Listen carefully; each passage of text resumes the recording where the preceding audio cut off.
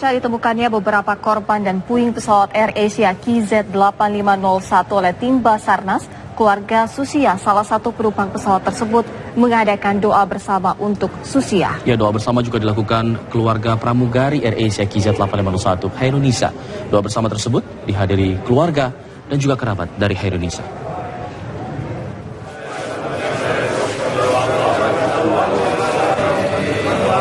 Doa bersama untuk Susia, salah satu penumpang pesawat AirAsia KZ8501, digelar di rumah orang tua Susia di Desa Sumber Agung, Kecamatan Wates, Kediri, Jawa Timur. Doa bersama ini dihadiri sejumlah keluarga dan tetangga Susia. Walaupun beberapa korban dan puing pesawat KZ8501 itu sudah ditemukan, namun keluarga berharap Susia masih bisa ditemukan dalam keadaan selamat. Tapi keluarga juga sudah pasrah dan siap untuk menerima keadaan terburuk. Susia merupakan pengasuh bayi yang diajak majikannya untuk berlibur tahun baru di Singapura.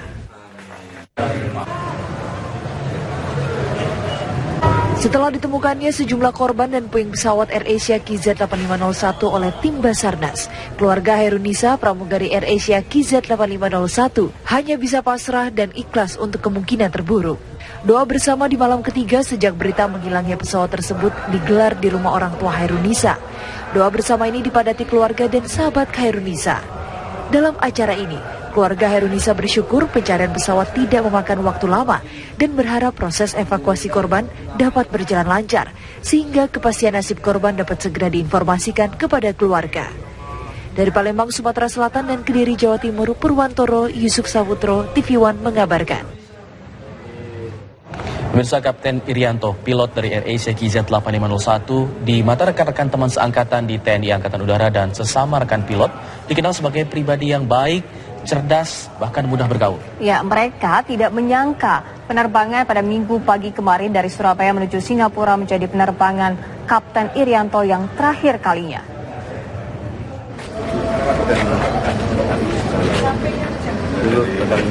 Tak hanya rekan sesama pilot, rekan Kapten Irianto dari teman seangkatan saat di TNI Angkatan Udara juga berdatangan ke rumahnya di perumahan Pondok Jati, Kabupaten Sidoarjo, Jawa Timur. Di mata mereka, Kapten Irianto sebagai sosok yang baik, cerdas dan pandai bergaul. Mereka tak pernah menduga bahwa penerbangan AirAsia KZ8501 rute penerbangan Surabaya-Singapura menjadi penerbangan yang terakhir bagi Irianto. Dalam dunia penerbangan, Irianto adalah sosok yang cerdas. Ia adalah mantan pilot pesawat tempur TNI Angkatan Udara. Sebelum memilih profesi sebagai pilot komersil, Kapten Irianto merupakan penerbang pesawat tempur F-5 Tiger milik Angkatan Udara. Baik, orangnya cukup disiplin. Kita sering bertemu dalam di waktu sebelumnya kita bersama di dalam Merpati ya. Itu saya dan bersama beliau dan Merpati juga sering ketemu juga. Jadi ya kesan-kesannya cukup baik lah gitu. Cukup membuat hati terenyuh ya. Hati terenyuh merasa kehilangan seorang sahabat. Kebetulan saya satu angkatan masuk di TNI AU 83 ya. Itu dia ambil jurusan tempur. Saya waktu itu di jurusan transport ya. Jadi memang kita oke lah terbang tempur, dia ada nilai plusnya kalau di militer ya. TNI AU itu nilai plusnya dibandingkan yang non. Jadi dari situ aja ya kita akui di memang secara profesi kualifikasi dalam sebagai pilot ya profesional. Terkait jatuhnya pesawat AirAsia KZ8501 tersebut, rekan-rekan Kapten Irianto berharap keluarga Kapten Irianto diberikan ketabahan dan kekuatan dalam menerima cobaan ini. Dari Sidoarjo, Jawa Timur, Win Arizal, TV One mengabarkan. Sementara cerita duka datang dari para keluarga korban penumpang pesawat KZ8501. Salah satunya anak dari pilot pesawat Kapten Irianto, Angela. Ia berharap sang ayah dapat ditemukan dengan selamat. Ya, sementara kisah haru lainnya juga datang dari korban yang kebanyakan menuju Singapura untuk berlibur. Namun ternyata nasib berkata lain.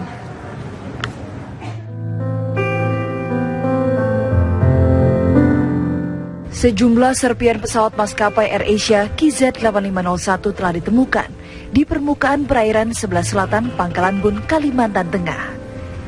Mendengar kabar tersebut, para keluarga penumpang sangat terpukul. Tak terkecuali anak sang pilot Irianto. Angela, salah satu anak Irianto, terlihat masih terguncang dengan keadaan ini. Kesedihan itu ia tumpahkan dalam status akun media sosialnya di Pet. Angela sebelumnya mengungkap harapannya agar sang ayah ditemukan dan bisa pulang ke rumah dengan selamat. Papa pulang. Kakak masih butuh papa. Kembalikan papaku. Papa, pulang, Pa. Papa harus ketemu. Papa harus pulang. Status itu ia tulis dalam akun petnya pada hari Minggu lalu saat kabar pesawat yang dikemudikan ayahnya hilang muncul untuk pertama kali.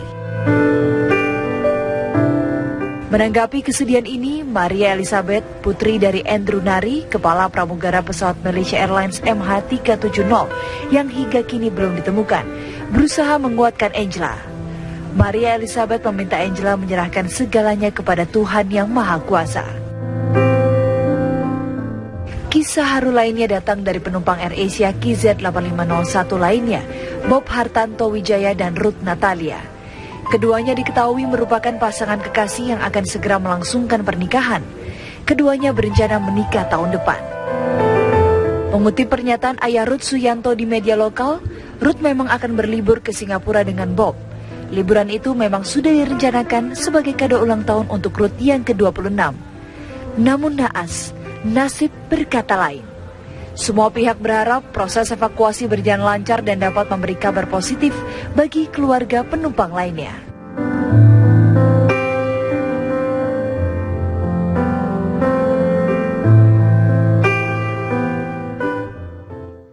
Pemirsa, maskapai AirAsia menyiapkan kompensasi untuk penumpang pesawat KZ8501 yang hilang kontak pada hari Minggu lalu. Sementara nilai klaim asuransi AirAsia diperkirakan mencapai 1,25 triliun rupiah.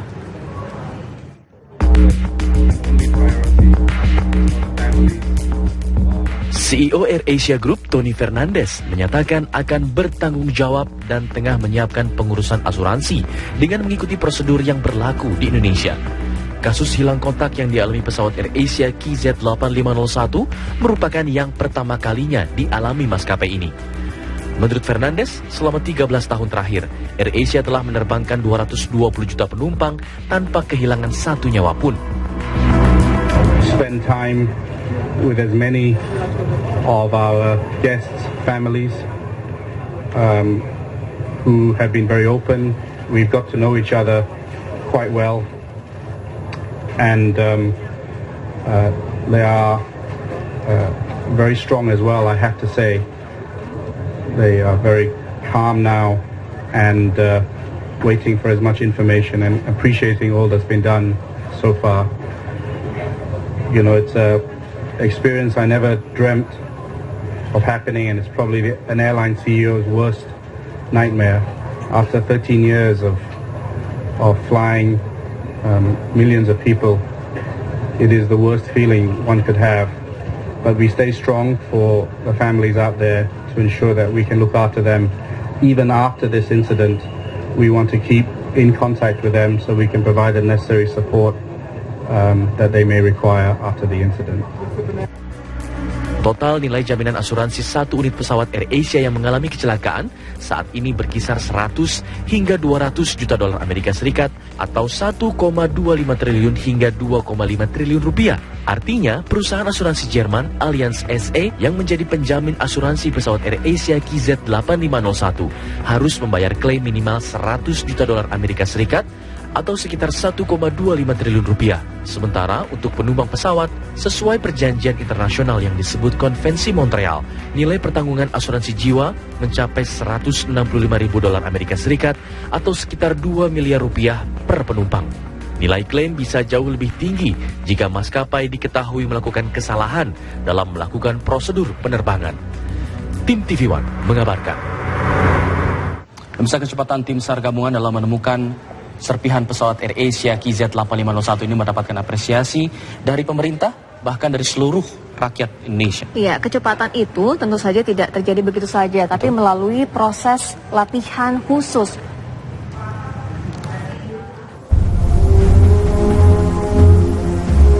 Hilang kontaknya pesawat AirAsia KZ8501 sejak minggu lalu membuat pemerintah sigap menurunkan tim gabungan yang terdiri dari tim Basarnas, pasukan TNI dari 3 angkatan, serta bekerja sama dengan sejumlah pasukan dari negara sahabat. Dalam pasukan gabungan itu, Komando Armada Republik Indonesia Bagian Barat atau Koarmabar ikut ambil bagian dengan menerjunkan sejumlah kapal Republik Indonesia atau KRI, diantaranya KRI Patimura, KRI Sutedi, KRI Todak, KRI Cucut, serta KRI Sigurot. Bukan kerja sembarangan, segenap tim pencarian secara profesional terlibat dalam menentukan akurasi koordinat serta bergerak cepat dalam koordinasi lapangan. Alhasil, pencarian AirAsia KZ8501 membuahkan hasil pada hari ketiga dengan ditemukannya beberapa puing serpihan serta jenazah salah seorang penumpang. Tentu kecepatan dalam pencarian itu tak serta-merta datang tanpa adanya latihan berkala. Di saat tidak ada kejadian besar berupa bencana alam atau musibah transportasi di laut, pasukan Angkatan Laut Indonesia tetap berlatih dengan melibatkan peralatan dan perlengkapan sebenarnya. Kapal laut diterjunkan dalam latihan lengkap dengan peralatan penunjang lainnya. Simulasi laut langsung diperagakan tiap anggota di lautan lepas. Bahkan sejumlah formasi keamanan hingga formasi tempur dilatih untuk memperkaya pengalaman, sehingga saat tugas mendadak datang maka mereka pun terlatih untuk langsung bertugas tanpa ada kekhawatiran untuk gagal saat bertugas. Selain untuk membantu dalam proses evakuasi kejadian di wilayah perairan, pasukan TNI Angkatan Laut punya peranan penting untuk menjaga keamanan wilayah maritim Nusantara. Untuk itulah keberhasilan pencarian AirAsia KZ8501 tujuan Surabaya Singapura perlu mendapatkan apresiasi dari seluruh bangsa Indonesia, mengingat kerja keras dan upaya maksimal dari semua anggota.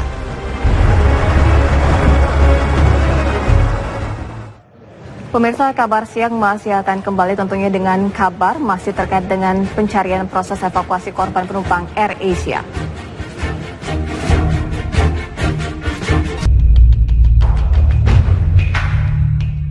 Proses pencarian korban penumpang AirAsia QZ8501 kini dilakukan tim SAR gabungan. Salah satunya tim SAR Amerika anggota dari US Navy Angkatan Laut Negeri Paman Sam. Kapal USS Sampson yang dikirim ke Laut Jawa untuk membantu evakuasi membawa anggota US Navy yang sudah berpengalaman dalam melakukan pencarian korban di dasar laut.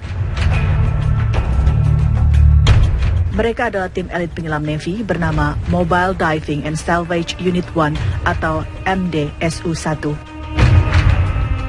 Mereka dipersiapkan untuk melakukan segala aktivitas yang diperlukan di dalam air, termasuk mengevakuasi dan penyelamatan korban di bawah air. Dengan dibekali beragam peralatan evakuasi berteknologi canggih, US Navy Divers diharapkan mampu berkontribusi menemukan korban-korban lainnya dan serpihan pesawat. US Navy tidak hanya dilengkapi peralatan selam biasa, mereka dilengkapi peralatan menyelam yang memungkinkan mereka untuk berkomunikasi di bawah air, sehingga informasi yang mereka dapat di bawah air dapat langsung tersampaikan dengan tim yang berada di kapal. Selain itu, kamera khusus juga digunakan untuk meneliti medan penyelaman. Dengan alat ini, mereka dapat mempelajari medan yang sudah dilalui agar dapat menjadi pelajaran bagi penyelam lainnya. Alat menyelam yang mungkin sangat membantu adalah baju selam ini yang mampu turun hingga ke dasar laut. Dengan baju selam khusus ini, pasukan penyelam Navy dapat berjalan di dasar laut dan mencari unsur penting yang mungkin terlewat karena tak terjangkau. Pasukan penyelam Navy ini sangat terlatih sehingga mampu menyelam hingga kedalaman puluhan meter di bawah air. Kondisi ini membuat mereka memungkinkan untuk mencari bangkai pesawat atau kapal laut yang tenggelam di dasar laut. Mereka juga sudah terbiasa dengan proses evakuasi serpihan, bahkan korban yang berada di dalam laut. Jika kondisi laut membahayakan dan tidak memungkinkan bagi penyelam untuk melakukan pencarian, maka mereka masih memiliki side scar sonar. Alat ini dapat dikendalikan dari jarak jauh dan menjangkau lokasi-lokasi yang tidak mustahil dijangkau manusia. Selain itu, alat ini dilengkapi sonar yang dapat memberitahu lokasi serpihan atau bangkai pesawat yang tenggelam di dasar laut.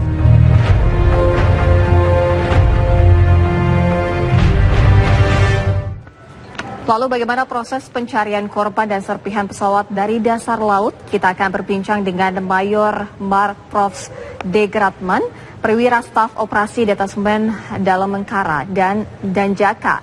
Ya, selamat siang. Selamat siang, Mayor. Selamat siang, Pak. Mayor, sejauh ini bagaimana proses evakuasi di bawah laut kendalanya seperti apa, Mayor? Sampai saat ini karena kami baru sampai, kemudian berdasarkan informasi yang kami dapat, sementara kita belum bisa memastikan bagaimana strategi, namun kami sudah punya rencana yang akan kita hadapi pada saat evakuasi, yaitu kita harus melihat kondisi alam, baik gelombang, arus, termasuk kedalaman. Kita cek dulu di lapangan bagaimana kondisi sebenarnya, sehingga begitu kita tahu akan kita ambil tindakan, yaitu kita akan melaksanakan survei, penyelaman, kemudian kita menyiapkan beberapa perlengkapan yang dijadikan alat untuk para penyelam nanti melaksanakan evakuasi. Iya, lalu alat apa saja yang sudah disiapkan? Peralatan yang kita siapkan yaitu pertama untuk tabung oksigen atau peralatan selam kita yang punya kemampuan ada yang 45 meter, kemudian ada juga yang kita siapkan dari di Selam Bayer, ada bisa melaksanakan penyelaman kurang lebih 100 meter. Kemudian selain itu ada peralatan juga pengukur kedalaman atau echo sounder dan beberapa peralatan lain yang sifatnya membantu penyelam di dalam proses evakuasi. Baik, Mayor, untuk pengukuran dan juga survei tadi apakah memang sudah dilakukan atau baru akan? Kami masih menunggu kepastian dari merapatnya KRI Banda Aceh karena kami akan on board di Banda Aceh. Sampai saat sekarang kami masih menunggu informasi lebih lanjut untuk pemberangkatan atau kita masuk ke dalam KRI. Mayor, kalau melihat karakteristik dari perairan di sana, di lokasi begitu, mungkin sedikit mengetahuinya, seperti apa karakteristik dari perairan di sana? Bagaimana yang kita ketahui bersama bahwa seperti kemarin dan informasi tadi pagi kami terima, sementara untuk tinggi gelombang 2-3 meter, kami akan mencoba survei secara real di lapangan, sehingga kami bisa mengambil keputusan pada saat itu bagaimana kami akan bertindak. Demikian. Ya, Mayor, lalu bagaimana dengan teknik ataupun sistem penyelaman sendiri? Apakah menggunakan sistem berbaris begitu, Mayor, di dalam dasar laut ataupun secara melingkar? Untuk pelaksanaan teknis di bawah air pada saat kita melaksanakan pencarian, kita bisa menggunakan circle atau kita menggunakan cara berbaris atau bersat.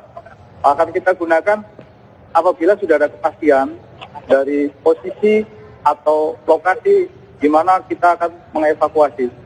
Kalau kita sudah mengetahui secara pasti setelah dilaksanakan survei, baru kita pastikan kita akan menggunakan sistem yang mana. Demikian. Mayor, kalau tadi dikatakan gelombang di sana sekitar 2 meter, apakah ini artinya memungkinkan bagi para penyelam untuk masuk ke dalam laut? Untuk secara teknis, untuk pengaruh gelombang tidak terlalu berpengaruh karena kita berada di dalam kedalaman, sehingga gelombang ini berpengaruh terhadap koci atau perahu karet yang akan mengantarkan para penyelam turun ke air. Ya, lalu bagaimana dengan arus sendiri jika berada di dalam dasar laut, Mayor? Sementara arus belum kita ketahui secara pasti, karena perubahan arus ini sangat signifikan. Apabila pada saat itu harus memungkinkan kita untuk melaksanakan penyelaman, akan kita laksanakan. Baik, Mayor, sejauh ini nanti yang disiapkan ada berapa personil anggota yang akan melakukan penyelaman? Kita sudah datang ke sini dengan membawa 47 personil penyelam, terdiri dari Denjaka 14 personil, Taifib 7 personil, kemudian Kopaska 14 personil, dan Islam Bayer 12 personil. Ya, Mayor, lalu ada beberapa lokasi titik survei yang sudah tengah dilakukan. Diulangi? Ada berapa lokasi yang sudah dilakukan dalam survei tadi yang Mayor sebutkan? Karena kami belum melaksanakan survei langsung di lapangan, kami belum bisa memastikan, tapi kami menyesuaikan dari informasi yang kami dapat. Ada beberapa titik memang, tetapi kami belum bisa memastikan titik tersebut secara langsung. Mayor, mungkin bisa dijelaskan kepada kami yang awam begitu, apa sih yang harus diwaspadai bagi seorang penyelam ketika melakukan evakuasi di dalam laut? Pertama tentunya adalah kita melihat kondisi alam.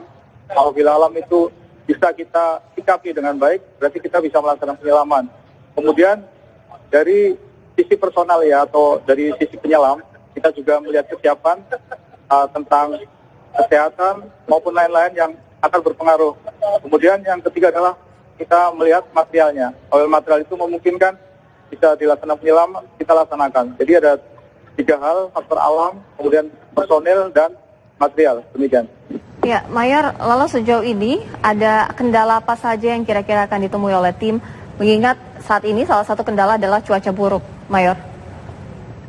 Kalau sesuai informasi kami dapat, kemungkinan adalah kita terkendala oleh gelombang atau mungkin arus yang lumayan tinggi, 2-3 meter, atau mungkin kecepatan arus yang kami belum bisa memastikan berapa kecepatannya, karena ada toleransi juga untuk arus tersebut maupun tinggi gelombang.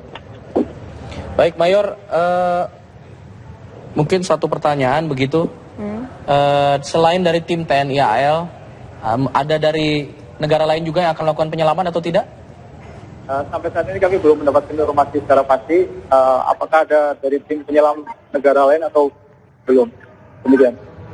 Baik, terima kasih Mayor Prof sudah bergabung bersama kami di Kabar Siang. Selamat bertugas kembali. Semoga kita mendapatkan hasil positif dari penyelaman yang akan dilakukan oleh teman-teman di sana. Agar juga berhati-hati ya. Betul sekali. Dan pemirsa, Kabar Siang masih akan kembali masih terkait dengan pencarian dan juga evakuasi dari korban serta serpihan dari pesawat AirAsia KZ 8501 sesaat lagi.